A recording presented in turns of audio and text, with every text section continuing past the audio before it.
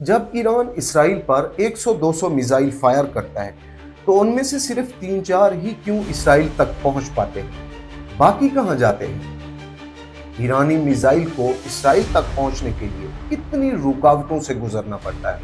امریکی پیٹریاٹ، خلیج فارس میں ایجس سسٹم، اردن کی فضائیہ اور اسرائیل کا آئرن ڈوم۔ کیا کوئی میزائل اس پورے دفاعی حصار کو پار کر سکتا ہے یا ہر بار وہ راستے میں ہی گرا دیا جاتا ہے؟ ایران کی میزائل ٹیکنالوجی کتنی طاقتور ہے؟ وہ حقائق جو ہر کوئی جاننا چاہتا ہے۔ یہ ہے آپ کی دنیا اور میں ہوں آپ کا ہوسٹ عمران لغاری۔ جی تو دوستو، کیسے ہیں آپ؟ آج ہم ایک ایسے راز پر بات کریں گے جو جغرافیائی، فوجی اور تکنیکی پیچیدگیوں سے بھرا ہوا ہے۔ ایک سوال جو شاید آپ کے ذہن میں بھی آیا ہو، جب ایران اپنے 400-500 بیلسٹک میزائل افغان سے اسرائیل کی طرف داغتا ہے تو وہ اپنے ہدف تک کیوں نہیں پہنچ پاتے؟ ان میں سے صرف 4-5 ہی کیوں جا کے اپنے ٹارگٹ تک پہنچتے ہیں؟ باقی کہاں جاتے ہیں؟ کیا واقعی کوئی میزائل اتنی رکاوٹوں سے گزر کر اپنے ہدف ڈھونڈ سکتا ہے؟ آئیے اس راز کو کھوجنے کی کوشش کرتے ہیں اور دیکھتے ہیں کہ حقیقت کیا ہے۔ تصور کریں کہ ایران نے اصفہان شہر سے ایک بیلسٹک میزائل فائر کیا ہے۔ یہ میزائل جو ایران کی اپنی بنائی ہوئی ٹیکنالوجی ہے، ہزاروں کلومیٹر کا فاصلہ طے کر کے اسرائیل پر حملہ کرنے کی کوشش کرتا ہے۔ لیکن یہ سفر اتنا آسان نہیں ہے۔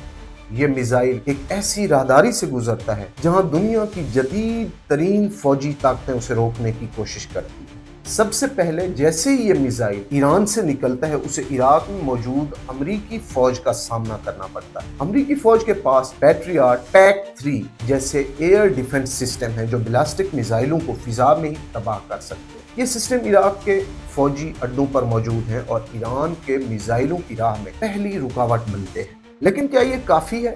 نہیں، کیونکہ اگر یہ میزائل اس سے بچ کر نکلے تو خلیج فارس میں موجود امریکی بحریہ کا USS کارل ونسن طیارہ بردار جہاز اور اس کے ساتھ موجود ایجس سسٹم سے لیس ڈسٹرائرز اسے نشانہ بنانے کی کوشش کرتے ہیں۔ یہ ایجس سسٹم دنیا کے جدید ترین میزائل ڈیفنس سسٹم میں سے ایک ہے جو فضا میں تیز رفتار آتے ہوئے میزائلوں کو روک سکتا ہے۔ اگر یہ میزائل امریکی ڈیفنس سسٹم سے بچ کر آگے بڑھتا ہے تو اسے اردن کا سامنا کرنا پڑتا ہے۔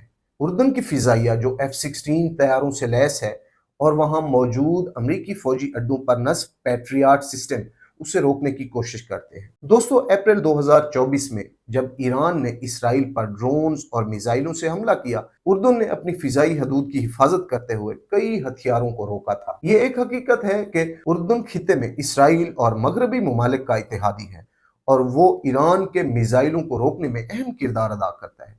لیکن کیا یہ سب کچھ اتنا منظم ہے جتنا آسان بتایا جاتا ہے؟ شاید نہیں۔ اگر یہ میزائل ان تمام رکاوٹوں سے گزر جاتے ہیں تو اسے اسرائیل کے ناقابل تسخیر ایئر ڈیفنس سسٹم کا سامنا کرنا پڑتا ہے۔ اسرائیل کا ڈیفنس سسٹم دنیا میں اپنی مثال آپ ہے۔ یہ 4 پرتوں یعنی لیئرز پر مشتمل ہوتا ہے اور ہر پرت ایک مخصوص رینج اور اونچائی پر کام کرتی ہے۔ سب سے پہلی لیئر ہے Arrow 3۔ یہ سسٹم خلا میں یعنی زمین سے ہزاروں کلومیٹر دور بلاسٹک میزائلوں کو تباہ کر سکتا ہے۔ اس کی رینج 2400 کلومیٹر تک ہے۔ سوچیں ایک میزائل جو ابھی فضا میں داخل ہوا ہو، اسے خلا میں ہی ختم کر دیا جائے۔ دوسری لیئر ہے Arrow 2۔ اگر Arrow 3 ناکام ہو جائے تو Arrow 2 زمین کی فضا میں 500 سے 1500 کلومیٹر کی رینج میں اسے نشانہ بناتا ہے۔ دوستو، تیسری لیئر ہے ڈیوڈ سلنگ۔ یہ سسٹم 40 سے 300 کلومیٹر کی رینج میں کام کرتا ہے اور درمیانے فاصلے کے میزائلوں کو روکتا ہے۔ اور چوتھی لیئر ہے آئرن ڈوم۔ یہ آخری دیوار ہے جو 4 سے 70 کلومیٹر کی رینج میں چھوٹے رینج کے راکٹس اور میزائلوں کو تباہ کرتا ہے۔ اب سوال یہ ہے کہ کیا کوئی میزائل ان تمام رکاوٹوں کو عبور کر سکتا ہے؟ اسرائیل کا یہ نظام اس قدر جدید ہے کہ اس نے بارہا ایرانی ڈرونز اور میزائلوں کو ناکام بنایا ہے۔ اب سوشل میڈیا کی کچھ افواہوں پر بات کرتے ہیں۔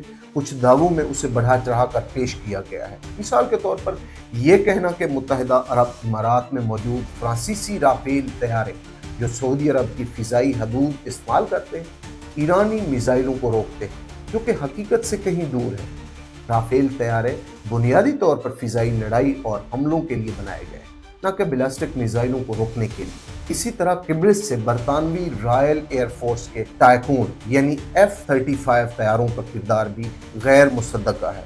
इन तैयारों का बुनियादी मकसद फिजाई बर्तरी या हमले हैं, न कि मिसाइल डिफेंस सिस्टम। ईरान के मिसाइल अपनी जगह काबिल एहतराम है, वो डोमेस्टिक टेक्नोलॉजी से बनाए गए हैं, लेकिन उनका मुकाबला दुनिया के तरक्की याफ्ता ममालिक की जदीद तरीन टेक्नोलॉजी से। अमरीकी एजस सिस्टम, इसराइली एरो और आयरन डोम और इत्तेहादी ममालिक की मुश्तरका ताकत एक ऐसी दीवार बनाती है जो ईरानी मिसाइलों के लिए रुकावट बनती है। दोस्तों, क्या किसी और मुल्क के मिसाइल को इतनी रुकावटों का सामना करना पड़ता है? शायद नहीं। ये खित्ता जहां जोग्राफियाई, सियासी और फौजी कुव्वतें आपस में टकराती हैं, दुनिया का सबसे पेचीदा फौजी मैदान जंग है। तो क्या ईरानी मिसाइल अपने हदफ तक पहुंच सकते हैं? हकीकत यह है कि यह मुमकिन है, लेकिन इंतहाई मुश्किल भी है। ईरान की टेक्नोलॉजी तरक्की कर रही है, लेकिन मगरबी ममालिक और इसराइल के डिफेंस सिस्टम्स इससे कई कदम आगे हैं। क्या ईरान मौजूदा जंग में इस दीवार को तोड़ रहा है, या ये दीवार हमेशा नाकाबिल तस्खीर बनी रहेगी? अपना ख्याल रखिएगा। अगली बार फिर मिलते हैं किसी और दिलचस्प मौजू के साथ। कीप इन टच विद आपकी दुनिया।